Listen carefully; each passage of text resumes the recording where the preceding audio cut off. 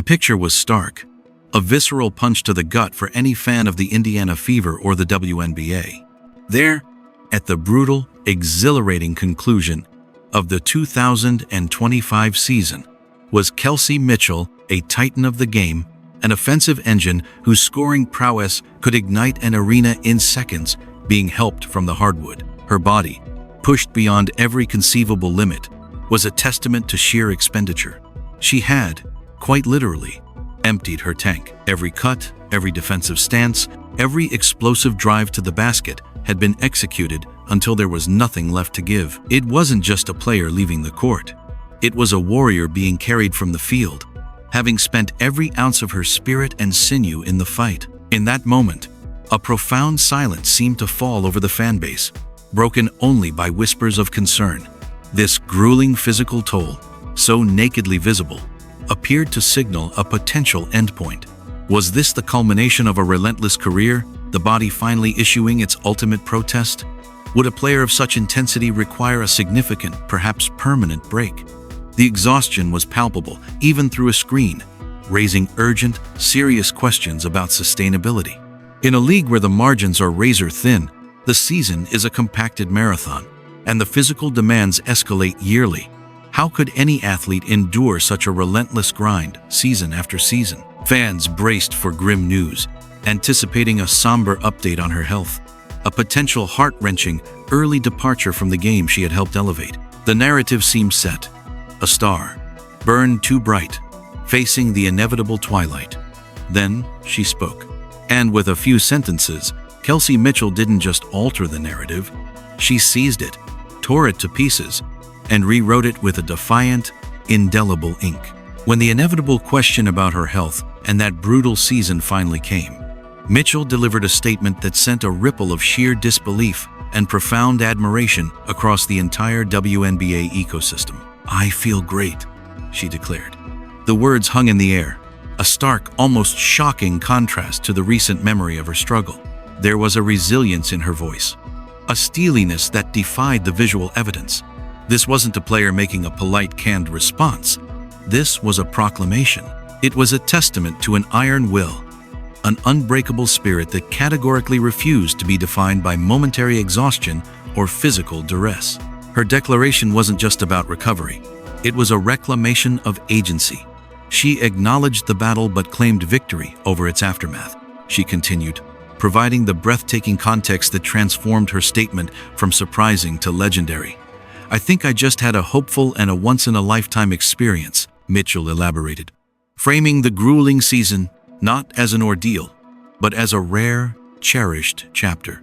Then came the vivid, unforgettable metaphor, "I think I did play till the wheels fell off," literally. She painted the picture herself, the total, complete sacrifice. Yet, in the very next breath, she delivered the real bombshell, the words that cemented her legacy of commitment. "But I think it was just for the better because of what happened this season. I would do it over again." This was more than resilience. It was a profound, almost philosophical, embrace of the sacrifice. It revealed a level of dedication that transcended conventional sports calculus of risk and reward. For Mitchell, the value of the pursuit for her team, for the city, for the game itself outweighed the personal cost. The story was no longer about a player pushed to the brink, but about a competitor who willingly and knowingly leaped over it for a cause greater than herself. The early exit narrative evaporated, completely overshadowed by this staggering display of heart. This extraordinary physical expenditure, however, did not occur in a vacuum. It had a direct, identifiable cause, and the collective finger of analysis quickly pointed to the coaching philosophy that defined the Fever's 2025 campaign. Head coach Stephanie White, a strategist known for her tactical rigor, implemented a defensive scheme that didn't just push players, it aimed to redefine their limits. White's system was an intensely physical, defensively centric approach that demanded unprecedented energy outputs from the entire roster, but most notably from offensive-centric stars like Kelsey Mitchell. It was a scheme built on constant pressure, relentless communication, and exhausting defensive rotations. Players were tasked with long, grueling defensive stretches that often forced them out of their natural offensive rhythms and into a state of perpetual, high-intensity combat. For a scorer like Mitchell, known for her electric offensive bursts, this meant a drastic recalibration of her energy economy. She wasn't just being asked to score. She was being weaponized as a defensive disruptor, a role that siphoned the very fuel she needed for her primary talent. This strategic choice, while born from a laudable ambition to forge a championship-level defensive identity, came with a visible and severe tax. The toll wasn't abstract. You could see it in the fourth-quarter fatigue, in the ice packs after games, and ultimately, in the haunting image of Mitchell being helped away. The system, for all its strategic merits, seemed to be consuming its most vital components. The revelation that deepened the concern was that this wasn't a novel experiment. Reports and analysts noted that White's 2025 defensive framework was strikingly, perhaps worryingly, familiar. It was essentially a direct transplant from her highly successful playbook at the University of Connecticut, adapted but not fundamentally modified for the professional ranks. This sparked a fierce debate. Could a system designed for the collegiate calendar, with its different practice schedules, travel demands, and player development focus, be safely and effectively translated to the WNBA? The professional game is already a crucible of athleticism. The season, though shorter in games than the NBA, is a relentless sprint with condensed travel and minimal recovery time. Imposing a collegiate intensity defensive scheme onto this foundation risked asking for a physical price many veterans' bodies might not be wired to pay repeatedly. The impact of Stephanie White's relentless defensive vision extended far beyond Kelsey Mitchell. It became a systemic, roster-wide issue, a story of collective strain. The demanding defensive assignments acted like a slow-burning pressure on the entire team's physiology. Players up and down the roster were pushed to their perceived limits, and in many cases, beyond. The evidence was in the training room and on the injury report. A stark increase in nagging injuries, fatigue-related ailments, and player absences became a subplot of the Fever's season. Key contributors found themselves sidelined, not by freak accidents, but by the accumulated wear and tear of a system that prioritized defensive exertion above all else. The grueling nature of the defense, as many observers called it, wasn't just a metaphor.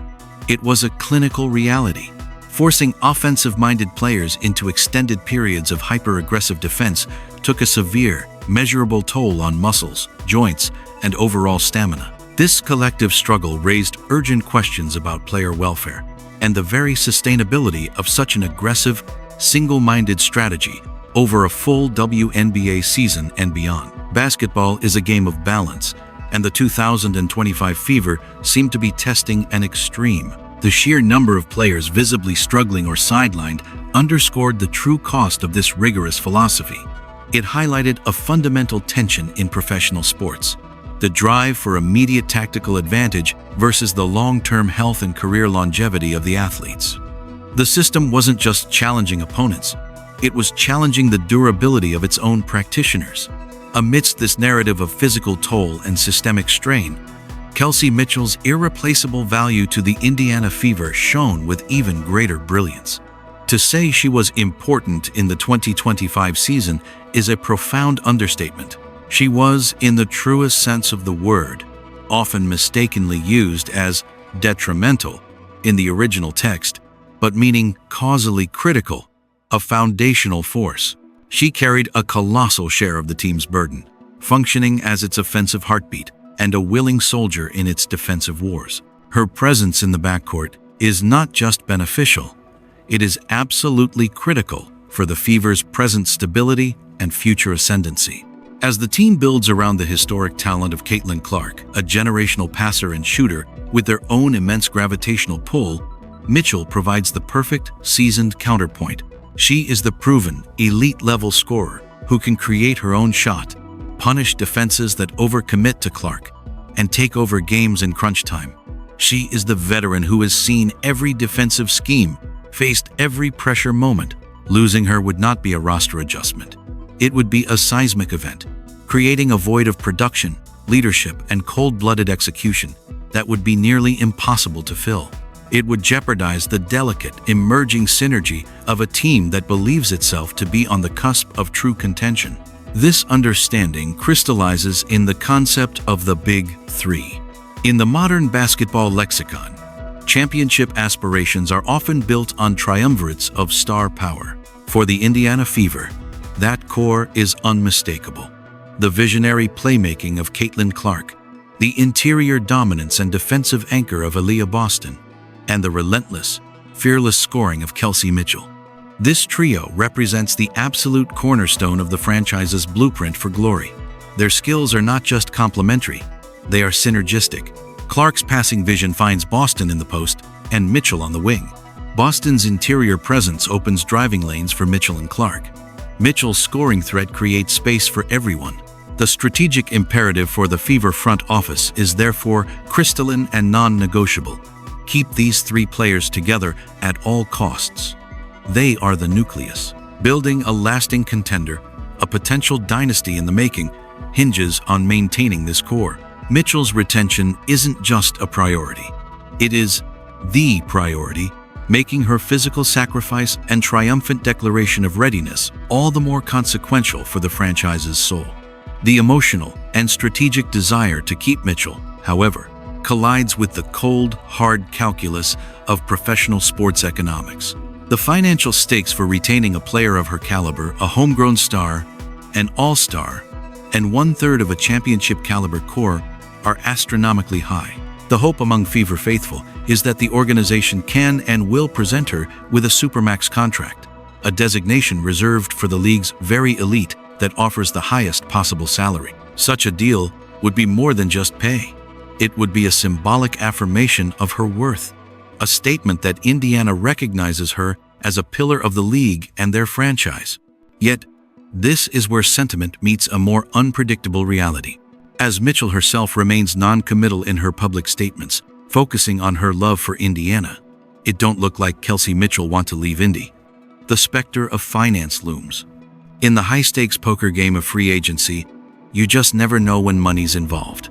Loyalty is a powerful bond, but the business of basketball is just that, a business. Other franchises, flush with cap space or desperate for a player of Mitchell's pedigree, could present offers that are not just financially compelling, but structured with championship promises of their own. Any player, no matter their attachment to a city or team, must make a rational decision when life-altering financial security and professional opportunity are laid on the table. This inherent uncertainty adds a layer of high drama to the offseason. Mitchell's profound physical and emotional commitment to the Fever, so powerfully expressed, now exists in tension with the legitimate right and need to secure her financial future. Her decision will be a referendum on value, both the value she places on her situation in Indiana and the value the market places on her extraordinary talents.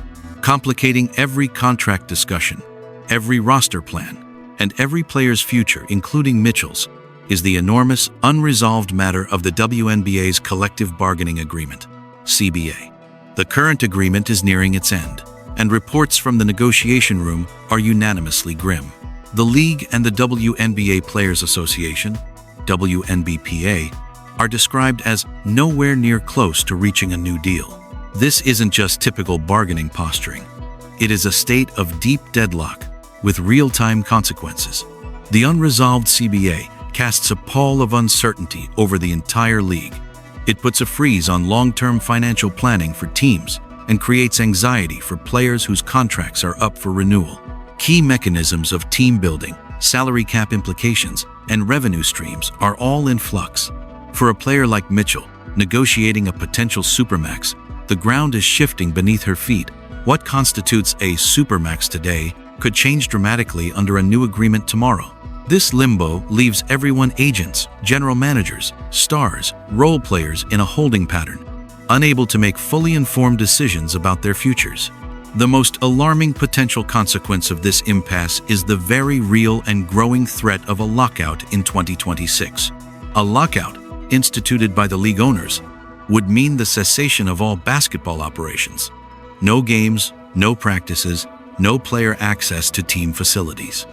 With the two sides reportedly miles apart, this scenario is transforming from a distant possibility into a plausible, even likely outcome. Some observers, have gone so far as to suggest that the union's aggressive proposals are strategically designed to precipitate a work stoppage to create a national conversation at a moment of peak visibility for the league. A lockout would be catastrophic on multiple fronts. It would halt the incredible momentum the WNBA has built, particularly in the 2024 and 2025 seasons, driven by sensational rookie classes and soaring media interest. It would deprive players of their salaries, stunt their career momentum, and impact their valuable endorsement opportunities. For veterans like Mitchell, it would represent a stolen season at the peak of her powers. For the league, it would risk alienating a rapidly growing fan base. The threat places immense, unfair pressure on the players, forcing them to consider alternative income and competition, while fighting for their rightful share of the league's growth. So, what are the core issues creating this chasm between the players and the league? The battle lines are drawn around fundamental questions of value, security, and growth. At the very heart of the dispute is revenue sharing. The WNBPA is pushing for a seismic shift, proposing a model where players receive approximately 30% of the league's total basketball-related income. This figure is reported to be more than double the share currently proposed by the league. This is not merely a negotiation over percentages. It is a philosophical clash over the players' rightful stake in the enterprise they power. As league revenues climb from new media deals, sponsorships, and soaring attendance, the players' union is demanding a proportionate piece of that expansion.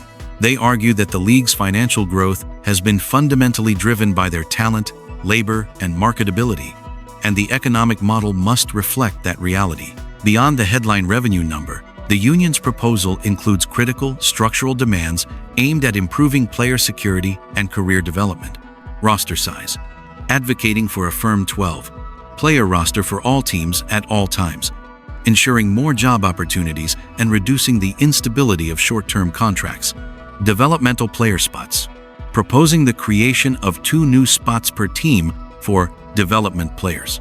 These positions would come with a stipend, full benefits, and the opportunity to play in up to 10 games, creating a crucial bridge between college and the pros and providing a paid pathway for raw talent to develop without having to immediately go overseas.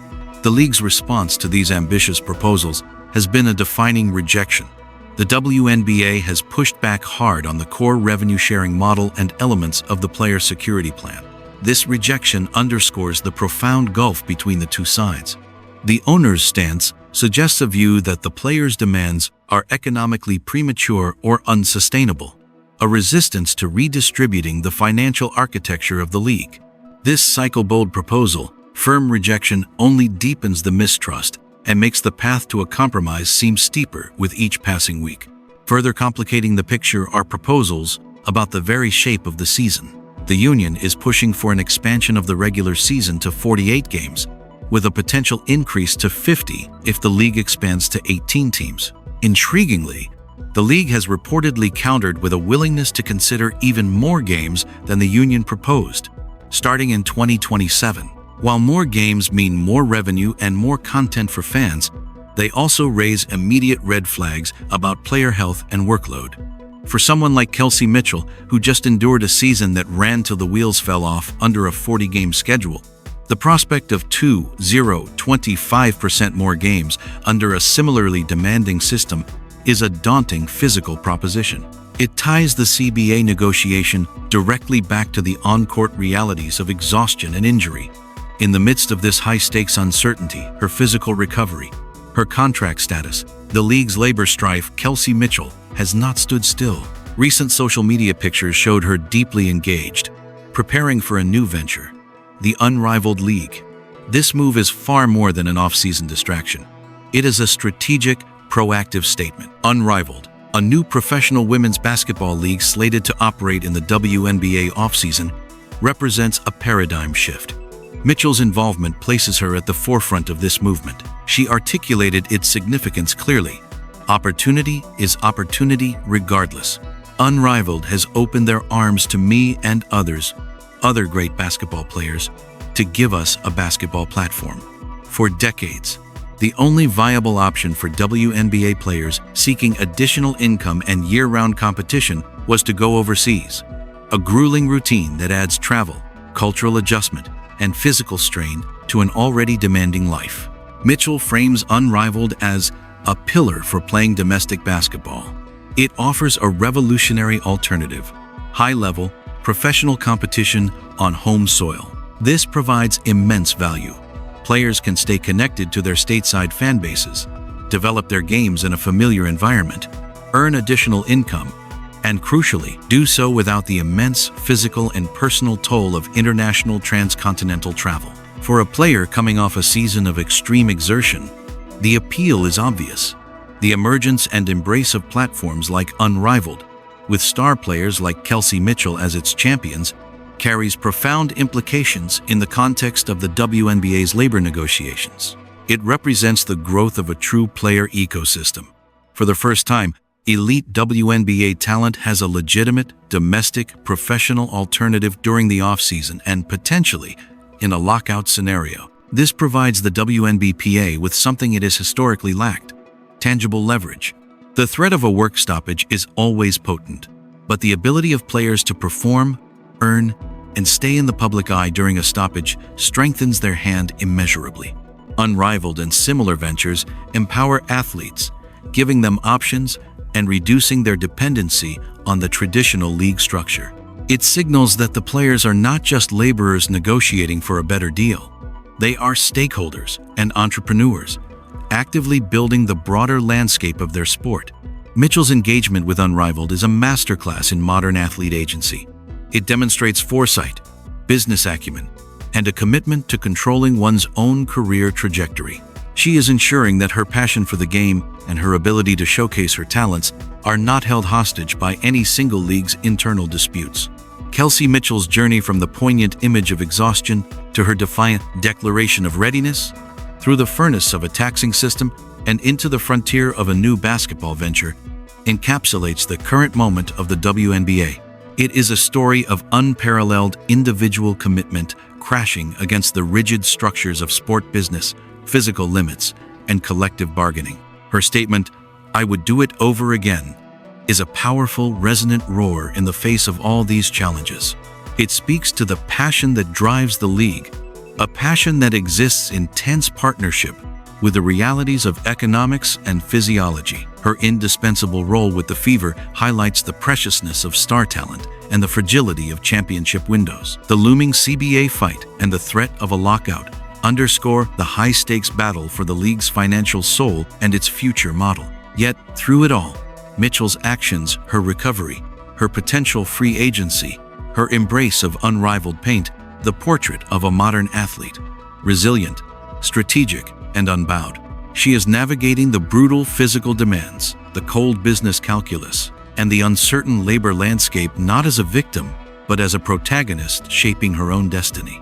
Her unwavering spirit, standing at the intersection of sacrifice and opportunity, forces everyone, fans, the league, the union, to confront the true cost, the immense value, and the unyielding passion that defines the heart of professional women's basketball. The season may have ended with her wheels coming off, but Kelsey Mitchell has made it abundantly clear. She is already putting on a new set, ready for whatever road lies ahead.